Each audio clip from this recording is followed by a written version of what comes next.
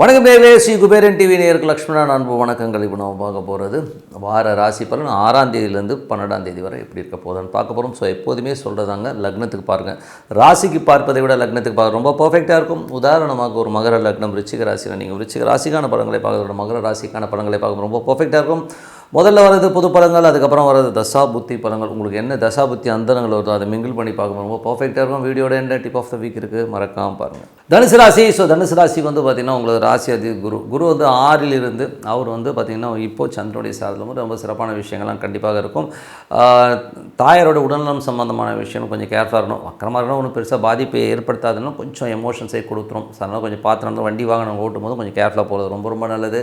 உங்களுக்கு வந்து 2ஆம் அதிபதி 3. ஸோ 2ஆம் அதிபதி 3 சின்ன கலகங்கள் ஏற்படுவதற்கான வாய்ப்பு ரொம்ப கவனமாக இருக்கணும். வேலையில் வந்து பார்த்திங்கன்னா எவனா போட்டு கொடுக்குறது இந்த மாதிரி விஷயங்கள்லாம் நடப்பதற்கான வாய்ப்பு கொஞ்சம் கேர்ஃபுல்லாக இருந்துக்கணும்.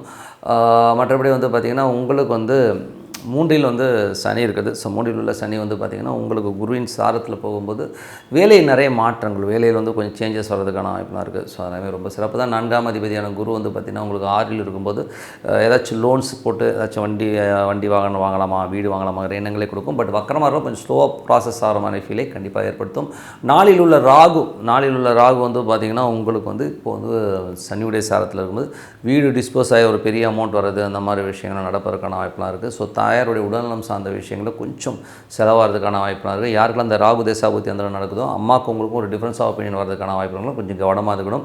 வண்டி வாகனங்கள் வந்து செலவு வைக்கிறதுக்கான வாய்ப்புகளும் கொஞ்சம் பார்த்து நடந்துக்கணும். அதுக்கப்புறம் வந்து உங்களுக்கு 5ஆம் அதிபதியான செவ்வாய் வந்து பார்த்திங்கன்னா உங்களுக்கு 8ல் வந்து நிச்சயமாக குழந்தைகளுக்கு கேவலமாக பேசுறது, கொஞ்சம் குழந்தைகளோட பிடிவாதம், குழந்தைகளோட எமோஷன்ஸ் எல்லாம் நமக்கு கொஞ்சம் மனசலனங்கள் வரும். நடா இந்த புல் இந்த மாதிரிலாம் பண்ணுதுங்கிற மாதிரி தூக்கம் வராமல் இருக்கும். ஸோ அந்த மாதிரி விஷயங்கள் இருக்கணும், கொஞ்சம் கேர்ஃபுல்லாக இருந்துக்கோங்க. 6ஆம் அதிபதி. ஸோ உங்களுக்கு வந்து 6ஆம் அதிபதியான சுக்கிரன் வந்து 3ல் இருந்து வேலை விஷயம் நிறைய பிரயாணங்கள் மேற்கொள்வதற்கான வாய்ப்புலாம் நிறைய இருக்குது. பட் இருந்தாலும் வந்து அதில் வந்து கொஞ்சம் கவனமாக இருக்கணும். அதனால் ஒரு டென்ஷன், ஸ்ட்ரெஸ்ஸு, அது வேலையில் வந்து இப்படி இருக்கேன்ற மாதிரி மன உளைச்சலை கண்டிப்பாக ஏற்படுத்தும்.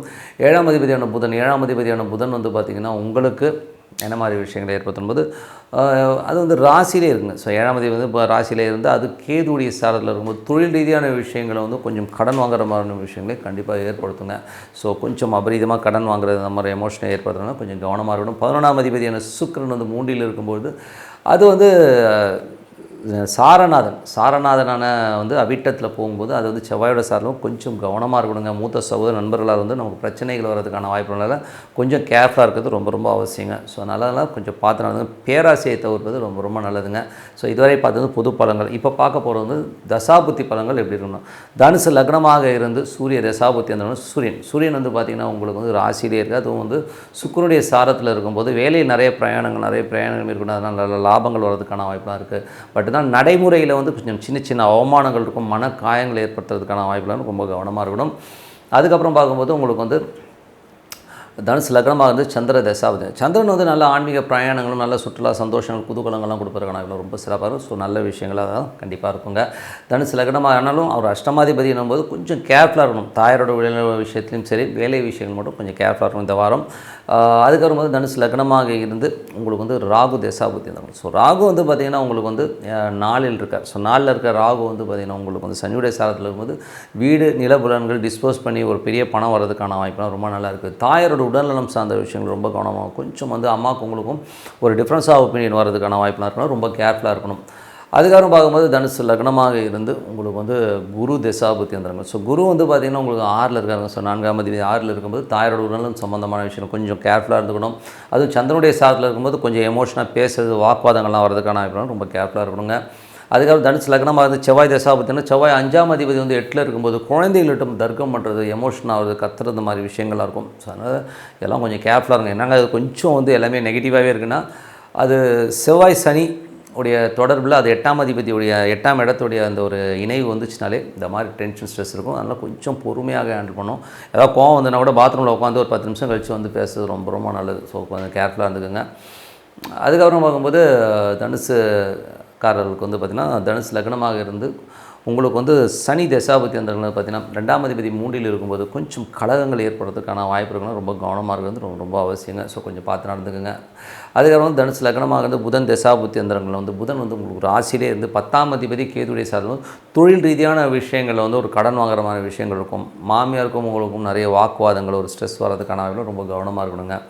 ஸோ அது கொஞ்சம் பார்த்து நடந்துக்கணும். அதுக்கப்புறம் பார்த்திங்கன்னா உங்களுக்கு வந்து தனுசு லக்னமாக வந்து கேது தசாபுத்தி கேது 10லேருந்து சூரியனுடைய சாரத்தில் இருக்கும்போது நிறைய ஆன்மீக சுற்றுலா போகிற மாதிரியான விஷயங்களை நிறைய ஏற்படுத்தும். சில பேருக்கு வந்து பார்த்திங்கன்னா கொஞ்சம் தொழில் ரீதியான விஷயங்களும் டெவலப்மெண்ட்டுக்காக கடன் வாங்குற மாதிரி சூழ்நிலை கண்டிப்பாக ஏற்படுத்துங்க. மற்றபடி வந்து கடன்னா கொஞ்சம் நிறைய மாற்றங்கள் பண்ணுங்கிற எண்ணங்கள் கண்டிப்பாக இருக்குங்க. ஸோ அதுக்கப்புறம் தனுசு லக்னமாக வந்து சுக்கிர தசாபுத்தி அந்த சுக்கிரன் 3ல் இருக்காருங்க. 6ஆம் அதிபதி 3ல் இருந்தபோது வேலையில் நிறைய மாற்றங்கள், இந்த வேலையை விட்டு வேறு வேலைக்கு போகலாமா, வேறு இடத்துக்கு போகலாமாங்கிற எண்ணங்களை கொடுக்கும். பட் இருந்தாலும் நடைமுறையில் வந்து நிறைய மன உளைச்சலையும் மன காயங்களை ஏற்படுத்துன்றதுனால அது அவிட்ட நட்சத்திரத்தை விட்டு சுக்கிரன் வந்து மாறுறதுக்குன்னு ஒரு வாரம் ஆகும். அது கொஞ்சம் கேர்ஃபுல்லாக பொறுமையாக ஹேண்டில் பண்ணுறது ரொம்ப ரொம்ப அவசியங்க. ஸோ நல்ல விஷயங்கள் நல்ல மாற்றங்களான ஒரு பிரார்த்தனை அவசியம். மனதார இறைவனை பிரார்த்தனை பண்ணுவோம். கண்டிப்பாக அடுத்த லெவல் போகிறதுக்கான ரொம்ப சிறப்பாக இருக்கும். Tip of the week. So tip of the வீக்கில் வந்து பார்த்திங்கன்னா இப்போ நம்ம பார்க்க போகிறது இப்போ நடைமுறையில் கோச்சாரத்தில் வந்து சனி ராகு இணைவு வரப்போகுதுங்க. ஸோ அதுவும் வந்து மீன ராசியில் வரப்போகுது. ஸோ மீன ராசியில் வரும்போது பார்த்தீங்கன்னா சனி ராகு வந்து ஒன்றோட ஒன்று கிராஸ் ஆகிற அந்த மூமெண்ட்டு. ஸோ எக்ஸாக்டாக பார்த்திங்கன்னா 30ஆம் தேதி வந்து, பட் இதோட எஃபெக்ட் வந்து பார்த்திங்கன்னா ஒரு 25 தேதியிலேருந்து தெரிய ஆரம்பிச்சிடும். ஸோ 25லேருந்து பார்த்து ஏப்ரல் மாதம் முழுவதுமாக வந்து அந்த சனி ராகுடைய அந்த ஒரு இணைவு இருக்குது. ஸோ அதில் என்ன நடக்கும் அப்படின்னும்போது கடல் சார்ந்த விஷயங்கள் ரொம்ப கவனமாக இருக்கணும். அதில் வந்து ரொம்ப எமோஷனான ஒரு விஷயங்கள், ரொம்ப ஸ்ட்ரெஸ்ஸான விஷயங்கள் நடக்கிறதுக்கான வாய்ப்பு இருக்கணும். கொஞ்சம் கவனமாக இருக்கணும். ஏன்னா கடல் பகுதி கொஞ்சம் பிரச்சனைக்குரிய பகுதியாக மாறுறதுக்கான வாய்ப்பு நிறைய இருக்குது. அது மட்டும் இல்லாமல் பார்த்திங்கன்னா இதில் வந்து பார்த்திங்கன்னா குரு சம்மந்தப்பட, ஸோ சனி ராகு குரு அப்படி சம்மந்தப்படும் போது குழந்தைகள் கல்வி இந்த மாதிரி விஷயங்கள் வந்து கொஞ்சம் பிரச்சனைகள் வர்றதுக்கான வாய்ப்பு, குழந்தைகளை இது வந்து அஃபெக்ட் பண்ணுற மாதிரி விஷயங்களை நிறைய ஏற்படுத்தும். ஸோ அது மட்டும் இல்லாமல் வருமானம்னும் போது பொருளாதாரம் வந்து கொஞ்சம் டிசாஸ்டர் ஆகி கீழே போகிறதுக்கான வாய்ப்புகளை நிறைய ஏற்படுத்தும் இந்த ஒரு மாதத்தில். அது மட்டும் இல்லாமல் வெளிநாடு தொடர்பான விஷயங்கள் டோட்டலாக வந்து கொஞ்சம் கான்ட்ரவர்சி, தொழில் ரீதியான விஷயங்கள் முடக்கப்படுகின்ற அபாயங்கள் நிறைய இருக்குங்க. ஸோ அதனால் வந்து கொஞ்சம் செலவினங்கள் அதிகமாகிற மாதிரி ஃபீலிங் நிறைய ஏற்படுத்தும். ஏன்னா வந்து இது காலபுருஷனுக்கு வந்து 12ஆம் இடம்ன்றனால கொஞ்சம் விரயங்களையும் நிறைய கொஞ்சம் சின்ன அழிவுகளையும் ஏற்படுத்தும். அதுவும் கடல் சார்ந்த விஷயங்கள் நிறைய இது பண்ணும். அது மட்டும் இல்லாமல் குரு வந்து இப்போ செவ்வாயுடைய சாரத்தில் போகும்போது அது வந்து நமக்கு வந்து ஒரு குழந்தைகள் சம்மந்தமான விஷயம் மட்டும் இல்லாமல் கொஞ்சம் வந்து இந்த ரத்த சம்மந்தமான விஷயங்கள் வந்து கொஞ்சம் பிரச்சனைகளை ஏற்படுத்துறதுக்கான வாய்ப்பை கொண்டு வந்துடும். ஏன்னா வந்து குருன்றதே பார்த்திங்கன்னா உங்களுக்கு 9 மற்றும் 12ஆம் அதிபதியாக இருக்கும்போது வெளிநாட்டில் இருந்து ஒரு சில விஷயங்கள்லாம் வந்து நமக்கு பிரச்சனைகள் வருவதற்கான வாய்ப்புகளையும் நிறைய ஏற்படுத்தும். அதனால் வந்து கொஞ்சம் கவனமாக இருக்கணும். குழந்தைகள் இதில் வந்து மேஜராக பாதிக்கப்படுறதுக்கான வாய்ப்புகள், தொழில் ரீதியான விஷயங்கள் முடக்கப்படுவதற்கான வாய்ப்புகள் நிறைய இருக்குது. ஸோ கொஞ்சம் கேர்ஃபுல். இது வந்து யாரெல்லாம் பாதிக்கும்? ஸோ மேஜராக வந்து இது பாதிக்கிறது வந்து பார்த்திங்கன்னா உலகம் முழுவதுமே இது ஒரு சின்ன ஒரு சலசலப்புகளே அந்த ஒரு மாதம் ஏப்ரல் முழுவதும் இருந்தாலும் இது யாரை வந்து நமக்கு யாருக்கு பாதிக்கணும் போது யாரெல்லாம் சனி தசா புத்தி அந்தரங்கள் நடக்குதோ அவங்களுக்கு பாதிப்புகள் கண்டிப்பாக இருக்கும். அதுவும் அந்த ஏப்ரல் மாதத்தில் வரணும். அந்த சனி புத்தி அந்தரங்கள் இருக்குன்னா அவங்க ரொம்ப கேர்ஃபுல்லாக இருக்கணும். அதே மாதிரி ராகு தசா புத்தி அந்தரம் நடக்கிறவங்களும் இந்த பிரச்சனைகள் வர்றதுக்கான வாய்ப்புலாம் நிறைய இருக்குது. அதே மாதிரி குரு தசா புத்தி அந்தரம் நடக்கணும் கண்டிப்பாக வந்து இது ஒரு பிரச்சனையை ஏற்படுத்தும். இதில் வந்து என்ன ஒரு பேத்தட்டிக்கான விஷயம்னா இதில் வந்து குழந்தைகள் பாதிக்கப்படுறாங்கிறது தான் வந்து ரொம்ப கஷ்டமான விஷயம். ஸோ அதனால் குழந்தைகள் சம்மந்தமான குழந்தைகளை கொஞ்சம் கரெக்டாக பார்த்துக்கணும்.